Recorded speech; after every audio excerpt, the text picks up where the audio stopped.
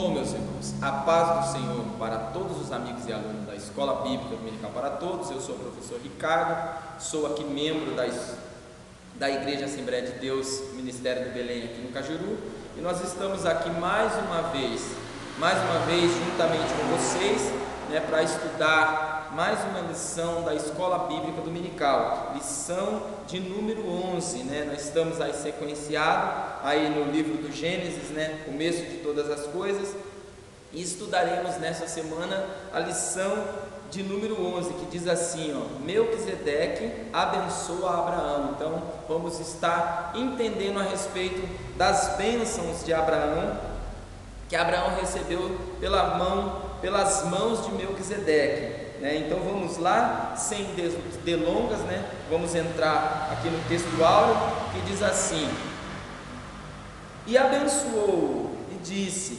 bendito seja Abraão do Deus Altíssimo, o possuidor dos céus e da terra.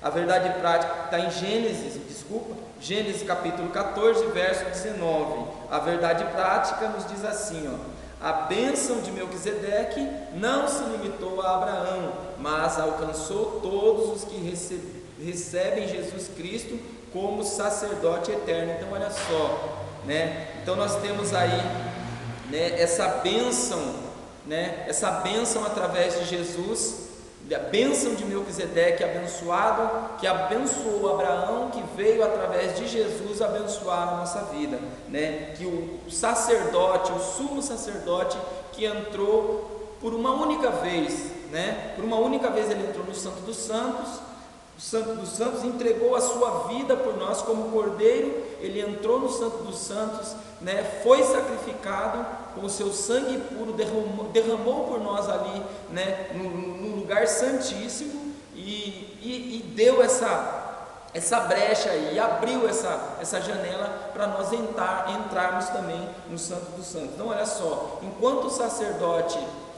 o sumo sacerdote entrava uma vez por ano no lugar santíssimo para oferecer sacrifício pela vida dele, pela vida do povo, Jesus entrou por uma única vez, com um sacrifício perfeito, agradável a Deus, e para nunca mais precisar sacrificar animais ou sacrificar o próprio Filho de Deus pela nossa vida. Então Jesus, ele fez esse sacrifício, pagou um preço tão alto, ele foi morto, em morte de cruz, e ressuscitou por nós. Então a importância do sumo sacerdote também é a ressurreição, porque se Cristo não tivesse ressuscitado, o seu sacrifício seria em vão. Então Cristo ressuscitou e nos deu aí o direito de entrarmos no Santíssimo aí.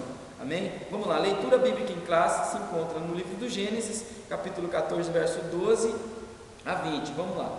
Também tomaram a Ló, que habitava em Sodoma, filho do irmão de Abraão, e a sua fazenda, e foram-se.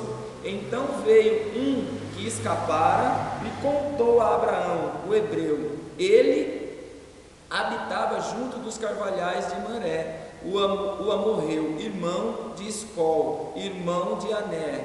Eles eram confederados de Abraão.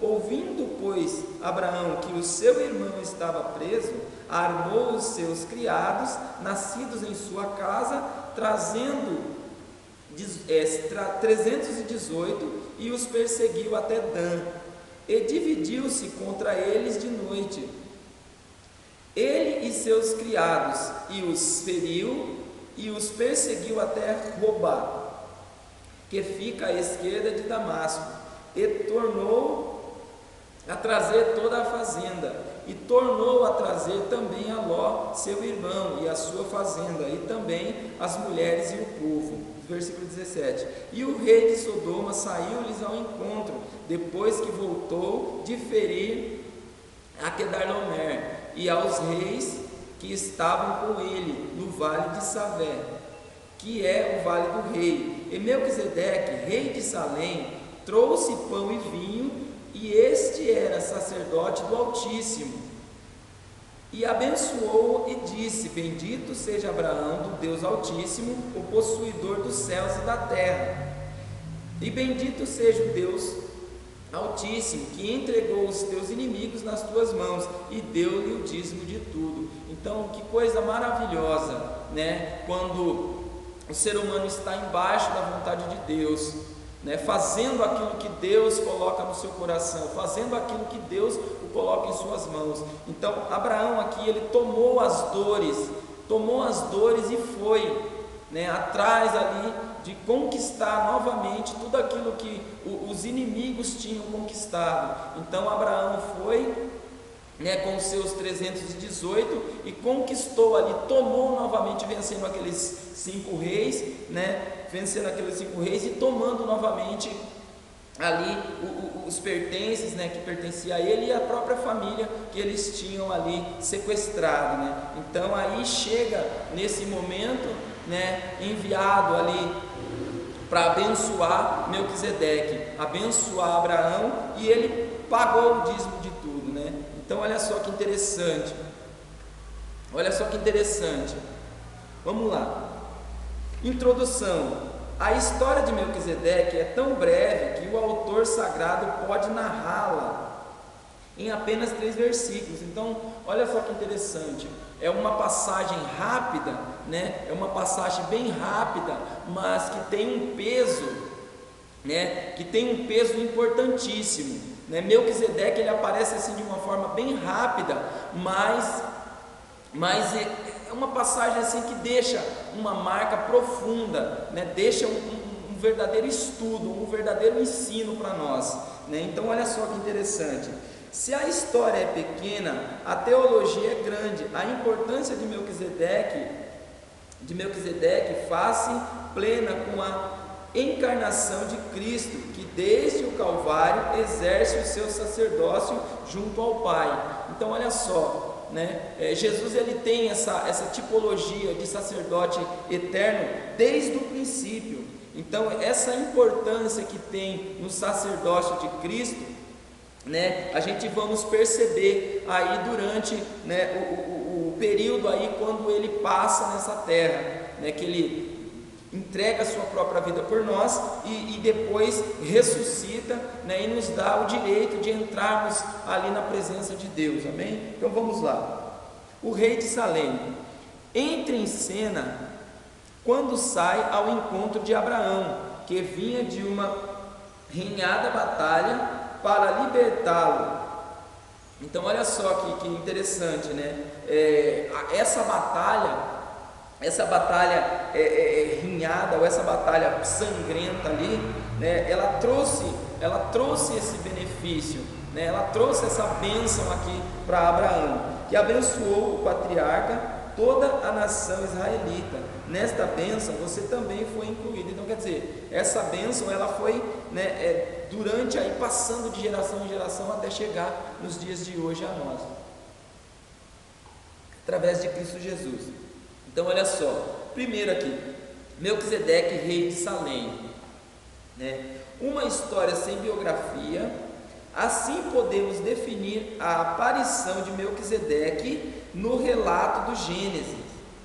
Então, vamos dizer assim, que nós não conseguimos, né, a Bíblia ela não demonstra, né, a genealogia, os pais, né, de Melquisedeque, mas nós podemos ver que ele tinha uma família. Só que acho que a Bíblia ela não se importou em falar a respeito da sua genealogia, né? Porque naquele momento a importância daquele momento era abençoar, era a bênção que ele ia trazer à vida de Abraão. Então essa importância que dá, né, na genealogia dele, ela não é vista aqui ou enfatizada pela Bíblia. Rei de Jerusalém. A antiga Salém, cujo nome em hebraico significa paz, é identificada com a Jerusalém atual. O objetivo desse reino era promover a paz através da justiça divina, já que o nome de Melquisedeque, que traz este glorioso significado, rei de justiça, que está lá em Hebreus, no capítulo 7, verso 2,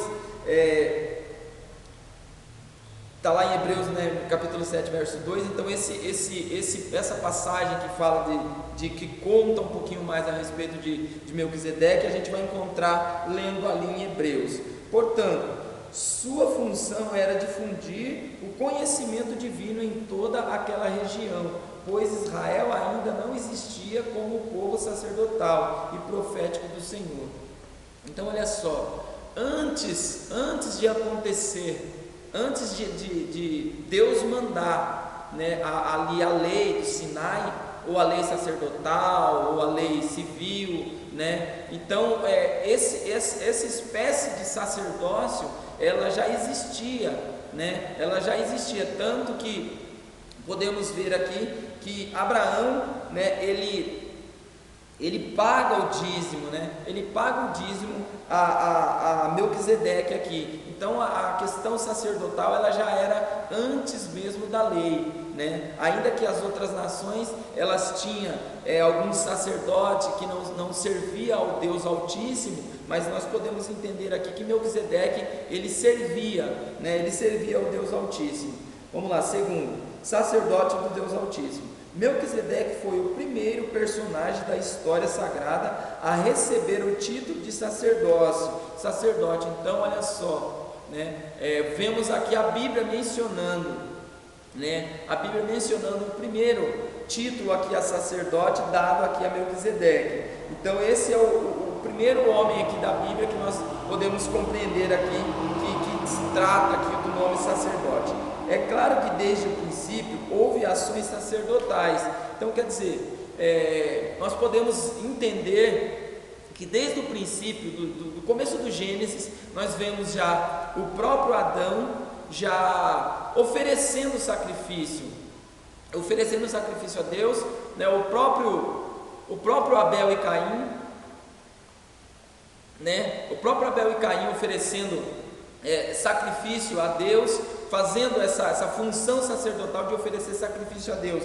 Então vemos que essa função de sacerdote, ela já vem, né? Ainda que o nome sacerdote ainda não estava ali dito ou explícito aqui na Bíblia, mas a função nós já podemos enxergar. Até o próprio Noé, após ele sair, né, da arca, após ele colocar os pés em terra seca, ele oferece o primeiro sacrifício a Deus, coloca ali o altar, oferece, né, um animal ali em sacrifício a Deus.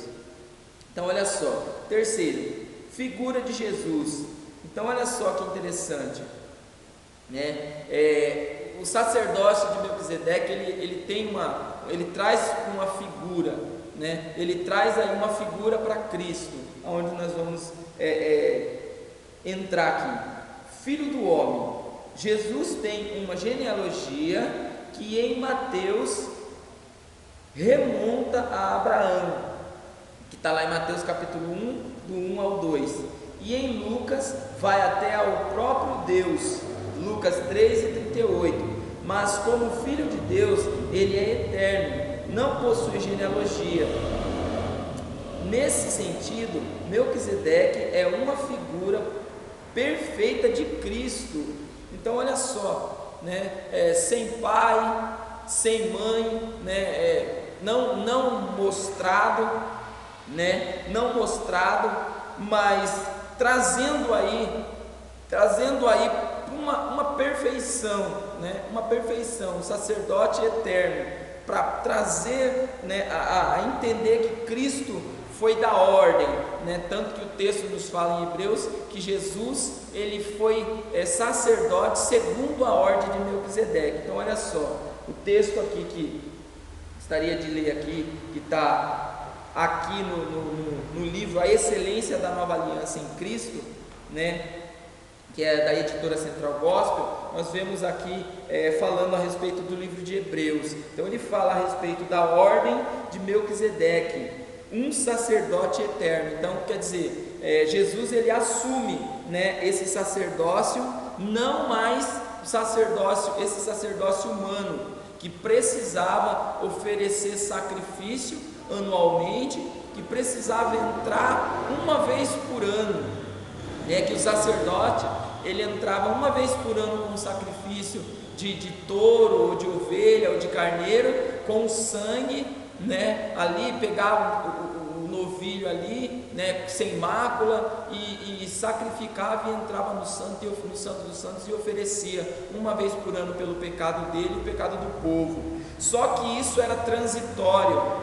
Esse sacrifício era um sacrifício transitório, que ele teria que ser, né, mais para frente, ele teria que ser mudado. E quem poderia assumir? E quem poderia entrar aí uma vez só para cumprir esse mandato aí, né? Quem que poderia fazer isso a não ser o próprio sacerdote eterno, o próprio Filho de Deus? Então olha só, o argumento que o escritor de Hebreus propõe em favor da superioridade da ordem de Melquisedeque só pode ser apreciado por aqueles que compreendem quão tenazmente os israelitas daquele ano, ele não seriam considerados gentil, né? Por quê? Por que não considerado gentil? Porque Deus, né? Porque Deus já tinha, né, falado ou escolhido, já existia um povo ali que adorava a Deus, ainda que Cã se desviou-se do caminho,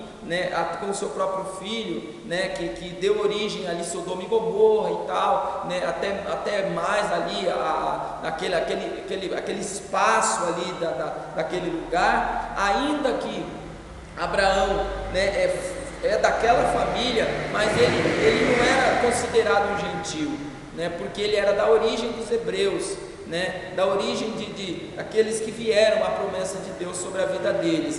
Nós somos considerados gentios, por quê? Porque nós não nascemos ali no berço, né, judaico ali, né? Nós somos considerados gentios porque não fazemos parte ali do costume judaico. Nós somos gentios, porém eu acredito que Abraão, ele não era gentil, né? Deus já tinha essa visão, essa promessa na vida dele, amém? Então vamos lá. O pai da nação hebreia, Deus precisava de uma nação através da qual pudesse redimir a humanidade. Então, vamos dizer assim, né? A promessa de Deus, ela já estava lançada, né? Tudo já estava preparado, mas Deus precisava da continuidade, né? Que eu acredito que as promessas, ou que o plano de Deus já começa desde Adão. Eu acredito que já começa desde Adão. Então, se começa desde Adão, então ela vem vindo Adão, vem passando para Sem, para Cã, para Jafé, aí vai passando para o próprio, né, pro próprio Abraão, depois para Moisés. Então, quer dizer, é uma sequência. Então, o plano de Deus, ele já vem sendo sequenciado até chegar hoje na igreja, né, que nós éramos considerados gentios, mas porém fomos enxertados aí na videira verdadeira, que é Cristo Jesus. Então vamos lá, tópico 2 aqui, tópico 3, a ocasião da bênção.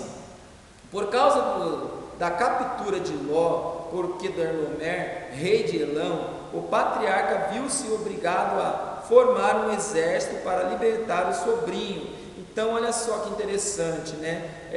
Abraão, vamos dizer assim, que os seus criados, ou os seus serventes ali, eles não tinham experiência de guerra, porque eram servos de Abraão, né? Não eram homens preparados para a guerra, mas Deus foi tão abençoou tanto Abraão, que preparou ali aqueles 318 ali e enviou eles com a própria bênção dele à guerra, tanto que eles venceram 5, né? Eles venceram 5 reis, né? Eles venceram 5 reis. Então olha só que interessante, Deus, mesmo os servos ali de Abraão não sendo homens guerreiros, mas Deus estava com ele. Então Deus é tão maravilhoso que ainda que nós não temos, vamos dizer assim, não temos a chamada, ou até mesmo não estamos preparados para aquilo, mas Deus nos prepara, Deus nos escolhe. Vamos lá. O objetivo da visita, depois de uma vitória tão decisiva, Abraão já nas imediações de Salém agradece a Deus ao ser recepcionado por Melquisedeque, que o maior recebe o menor. O patriarca sabia muito bem que estava diante do sacerdote do Altíssimo. por isso reverenciou com o dízimo. Então olha só que interessante, né? Falando aqui a respeito de dizimar, né? A importância do dízimo. O dízimo ele não é uma questão de obrigação, é uma questão de desprendimento, é uma questão voluntária. Então Abraão aqui voluntariamente ele deu o seu dízimo, né? Muitas vezes hoje, nos dias de hoje, a gente estamos percebendo aí, né, que muitas igrejas estão crescendo, ou muitas igrejas estão se abrindo, ou muitas portas aí estão se abrindo de igrejas, né, por causa do que? Interessado em tirar ou em pegar aí o dízimo das pessoas. Então quer dizer, a visão não é tanto salvar almas, né? A visão deles não é salvar almas, mas pelo contrário, é explorar as ovelhas, é retirar a lã das ovelhas. Então olha só, o dízimo ele é questão de bênção, ele é bênção, ele não é maldição. Então quer dizer, se Deus abençoou Abraão, que deu o dízimo a Melquisedeque, então foi por quê? Porque ele deu voluntariamente. Então em 2 Coríntios capítulo 9, vamos lá, para nós poder entender aqui, 2 Coríntios capítulo 9, falando do dízimo, né? Capítulo 9, verso 7, diz assim, ó: cada um contribua segundo propôs no seu coração, não com tristeza ou por necessidade, porque Deus ama o que dá com alegria, e Deus é poderoso para fazer abundar em vós toda a graça, a fim de que, tendo sempre em tudo toda a suficiência, abundeis em toda a boa obra. Então olha só que coisa interessante o versículo 8: e Deus é poderoso para fazer abundar em vós toda a graça, a fim de que, tendo sempre em tudo toda a suficiência, abundeis em toda a boa obra. Então olha só, cada um contribua segundo propôs no seu coração. Então a questão de você dizimar aqui, igual Abraão deu o dízimo a Melquisedeque, é uma questão voluntária. Não, mas nós temos a lei ela fala que nós temos que dar 10%, né? 10%, mas a questão é simples, a questão é bem simples. O dízimo ele é voluntário. O dízimo não é uma questão de obrigação. Nós dizimamos, né, no caso de Abraão aqui, ele dizimou por quê? Porque ele já era abençoado, porque Deus já tinha abençoado ele nessa peleja. Então nós damos o dízimo não com o interesse de Deus nos abençoar, não, porque nós já somos abençoados por Deus. Então aquele que dizima, que oferta, né, pensando que eu vou ofertar na igreja tal e Deus vai me dar 100% mais, ou até muitos pregando essa teologia da prosperidade, dizendo que, olha, dá 100 que Deus vai te dar 200, isso é uma verdadeira de uma mentira, né? Deus não barganha com ninguém. Deus ele é poderoso para continuar abençoando a sua vida. Então vamos lá, entrando aqui já, né, para perto das conclusões aqui, para nós terminarmos, diz assim, ó, versículo, a parte 2 aqui, né, da parte 3, nós vamos entrar aqui, a autoridade de Melquisedeque, né, subtópico aqui, subtópico 2, né, do tópico 3 aqui. A autoridade de Melquisedeque. Por intermédio de Abraão, toda a nação hebreia reverenciou Melquisedeque, até mesmo os sacerdotes da tribo de Levi, que sequer haviam nascido. Ora, se o sacerdócio levita era temporário, o de Melquisedeque não podia ser interrompido pela morte, pois é eterno. Então olha só, que coisa interessante, né? O sacerdócio o sacerdócio pela lei, ele tinha um tempo, né? Era provavelmente assim dos 20, 25 anos até os 30, o rapaz ele era escolhido para fazer, né, para trabalhar no templo. Da tribo de Levi era escolhido, só que muitas das vezes o sacerdote ele era da tribo de Levi, mas o levita muitas das vezes ele não era sacerdote. Então olha só que interessante, muitas das vezes, muitos da tribo de Levi que saiu não se tornaram sacerdote. Por quê? Porque muitos, eram muitos, só que eram poucos escolhidos para essa parte aqui, por causa que era exigido muita coisa. Era exigido muita coisa, até mesmo, vamos dizer assim, indo por mais longe assim, era exigido uma perfeição do sacerdote. Havia 3 classes, havia o levita, que fazia o serviço geral, até mesmo a parte de canto, de louvor, e de levar o templo, de montar e desmontar o acampamento. Só que existia o levita, existia o sacerdote, que fazia o serviço geral também já dentro do templo, oferecia sacrifício ali fora, lavava, trabalhava dentro do templo ali. E existia o sumo sacerdote. O sumo sacerdote, ele era uma vez por ano, ele entrava no templo, no Santo dos Santos. Então ele geralmente entrava já não com mão vazia. Ele não podia entrar no Santo dos Santos com a mão vazia. O que ele tinha que fazer? Oferecer sacrifício primeiro pela vida dele e depois oferecer sacrifício pelo povo. E tinha outra coisa, ele tinha toda a sua estola, toda a sua roupa, mas existia um sino, existia um sino que pendurava em volta do seu corpo com uma corda, e quando o sumo sacerdote estava no Santo dos Santos, o que acontecia? O sacerdote que ficava em volta, eles ficavam ouvindo. Se o sacerdote estava trabalhando lá dentro, o sino estava balançando. Se parasse, era sinal que o sumo sacerdote estava em pecado. Então aí eles puxavam a corda e traziam o sumo sacerdote morto para fora, porque só podia entrar na presença de Deus santo. Então olha só que interessante. Mas Jesus, ele fez diferente.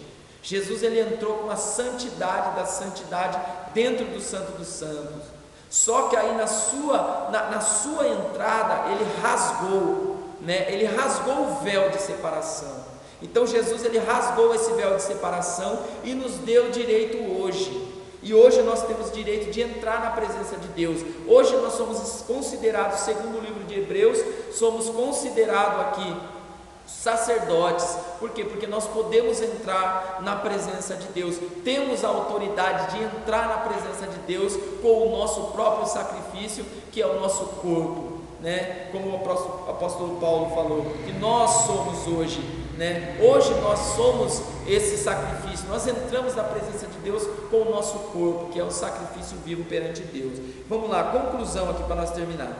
Em Abraão, todos os que cremos em Cristo, todos os que cremos em Cristo, fomos alcançados com a bênção de Melquisedeque. Hoje temos o Senhor Jesus, que junto ao Pai intercede por nós, conforme escreve o apóstolo João: meus filhinhos, estas coisas vos escrevo para que não pequeis, e se alguém pecar, temos um advogado para com o Pai, Jesus Cristo o justo, e ele é a propiciação pelos nossos pecados, e não somente pelos nossos, mas também pelos de todo o mundo. Está em 1 João capítulo 2, verso 1 e 2. Então olha só, a Bíblia fala em João 3,16, que diz assim: porque Deus amou o mundo de tal maneira que deu o seu Filho unigênito, para todo aquele que nele crê não pereça, mas tenha a vida eterna. Então nós temos hoje essa bênção da vida eterna através de Jesus Cristo, que entregou-se como oferta, como cheiro suave, oferta de sacrifício, um sacrifício com cheiro suave diante de Deus. Se entregou por nós, se entregou por amor a nós, para que nós hoje tenhamos vida e vida com abundância. Então desde já eu quero agradecer a vocês que acompanharam a gente aí, Entra lá, continua acompanhando a gente lá no canal, clica lá no joinha lá, ajuda lá a gente, tá expandindo esse vídeo aí, para que as pessoas aí possam também aprender, estar aprendendo. Então vamos lá, ajuda a gente lá, amém? Eu queria abençoar vocês em nome de Jesus, amém.